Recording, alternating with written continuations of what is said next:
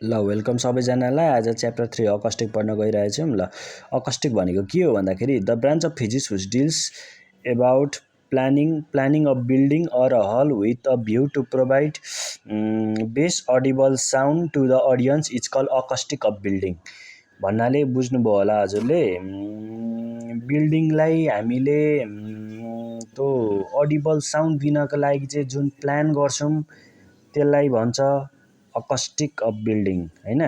Factors affecting अकस्टिक of sound के अरे factors affecting भनेको एक्सट्रानियस नोइज। लाइन बाई हेरौँ न हैन।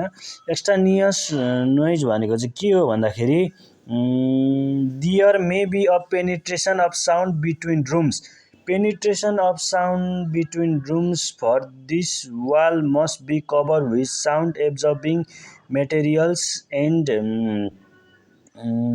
मस्ट हेभी कर्टेन्स भनेको अब हाम्रो त्यो हामीले त्यो केही नराखेको रुममा चाहिँ हाम्रो तपाईँले याद गर्नुभएको छ कि छैन। तपाईँको अब एउटा कोठा छ, तपाईँले त्यहाँ फर्निचरहरू एड गर्नुभएको छैन।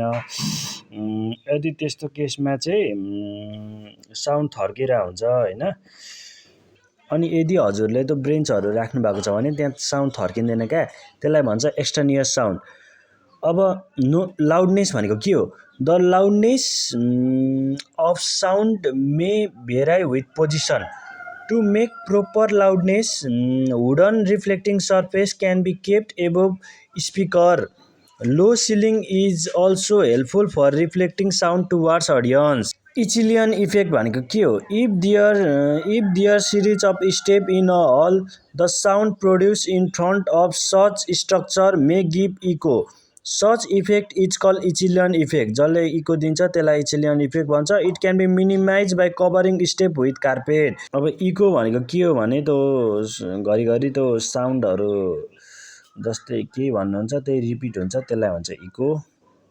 Focusing there may be a concentration of sound or a zone of silence in a hall for uniform distribution of sound curve projection should be designed and speakers should stand at its focus. Resonance. The resonance of sound frequency causes sound of different intensity than direct one array. For a hall of large size, the resonant frequency is below audible limit. So harmful effect due to a resonance will not be present. Harmful effect चाहिँ present हुँदैन resonance ले गर्दा। The reverberation भनेको चाहिँ the persistence of sound for some time even when source of sound stops is called reverberation. ल सबैजना मजाले exam दिनु होला। Thank you. ल सबैजना मजाले एक्जाम दिनु होला। Thank you.